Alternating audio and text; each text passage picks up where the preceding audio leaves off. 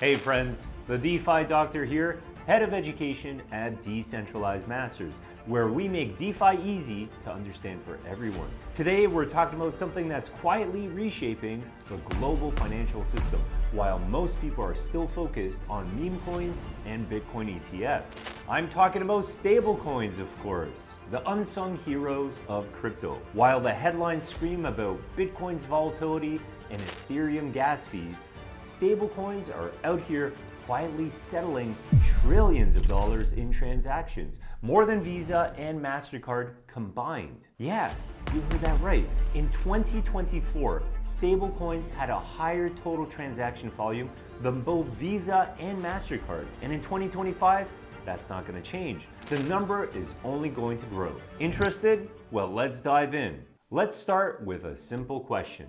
Why do stablecoins matter? If you've been in crypto for even 5 minutes, you've probably used a stablecoin. USDT, USDC, or DAI. These tokens are everywhere. But why? What makes them so important? Let me take you back to my first year in crypto. I remember the frustration of trying to move money between banks, exchanges, and different DeFi protocols. Everything was slow. Wire transfers took days, and converting fiat to crypto was a hassle. Fees were also ridiculous at that time. Then I discovered stablecoins, and suddenly everything changed. Stablecoins let me move money instantly, 24/7 with almost no fees. They weren't just useful for trading, they became the backbone of how I manage money in crypto. Whether it was hedging against volatility, sending payments, or earning yield in DeFi, stablecoins were just better than traditional banking. But here's the real game changer. Stablecoins aren't just making things easier for crypto traders, they're revolutionizing global finance. Let's break it down. Stablecoins started as a way for crypto traders to park their money without leaving the crypto ecosystem. If Bitcoin was crashing, instead of cashing out to a bank account, you could just swap it into USDT or USDC and stay in the game. But what started out as a simple convenience has now turned into a $140 billion industry that's eating traditional finance alive. In 2023, stablecoins settled over $11 trillion in transactions. That's more than Visa, more than MasterCard, more than PayPal. And here's the kicker. They did it without needing any banks, intermediaries, or permission from the old financial system. Why is this happening? Because stablecoins solve real-world problems. Right now, over 1.4 billion people worldwide don't have access to traditional banking. That's crazy. But guess what? Most of them have a smartphone. Stablecoins let anyone store, send, and receive money without needing a bank account. You don't need a credit check, you don't need approval, you just need an internet connection. And I've seen this firsthand. I've worked with many people in emerging markets who rely entirely on USDT and USDC because their local currency is unstable. If you're living in Argentina, Turkey, Nigeria, or anywhere with high inflation, holding money in your local currency is financial suicide. Stablecoins give people an escape from inflation and access to a global economy. With wire transfers, it takes 3 to 5 business days. International payments? Expensive and slow, and with credit card fees, 2 to 3% per transaction. Meanwhile, I can send $1 million in USDC across the world in seconds for less than $1 in fees. That's not just an improvement, that's a complete replacement of how money moves. This is why big companies are quietly integrating stablecoins into their payment systems. They can't compete with the speed and efficiency of crypto.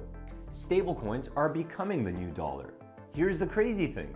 There are now more USDT transactions on-chain than there are actual US dollars moving through the banking system. Think about that.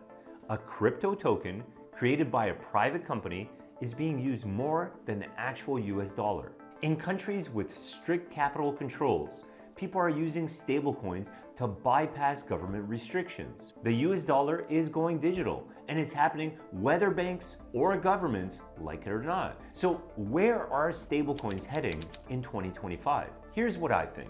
Governments don't like losing control over money. That's why we're seeing central banks pushing CBDCs, or central bank digital currencies. But let's be real, nobody trusts CBDCs. They give governments full control over transactions, the ability to freeze accounts, and even program how you spend your money. People are waking up to this, and instead of embracing CBDCs, they're doubling down on decentralized stablecoins like DAI, and even using private stablecoins like USDT and USDC. Right now, most people think of DeFi as borrowing and lending crypto.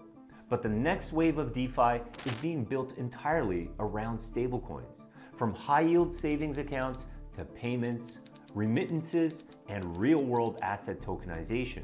In 2025, we'll certainly see even more platforms integrating stablecoin-based financial services, and traditional banks are going to have a hard time competing.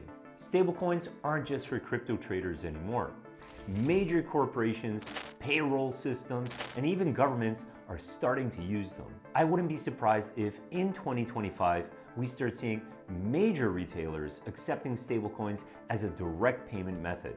Imagine walking into a store and paying with USDC instead of swiping a credit card. It's coming. So let's recap. Stablecoins have already surpassed Visa and MasterCard in transaction volume. They're banking the unbanked, escaping inflation, and bypassing traditional finance. In 2025, they're going to dominate DeFi, get more real-world adoption, and force governments to react. The way I see it, stablecoins aren't just a trend. They're the future of money. Whether you're a trader, a business owner, or just someone who wants more financial freedom, stablecoins are a game changer. So, if you're not paying attention to what's happening with stablecoins, you're missing out on one of the biggest financial shifts in history. Thanks for tuning in to another DeFi Deep Dive. If you found this video useful, subscribe and hit that like button. Stay sharp, my friends, stay decentralized, and I'll see you in the next one.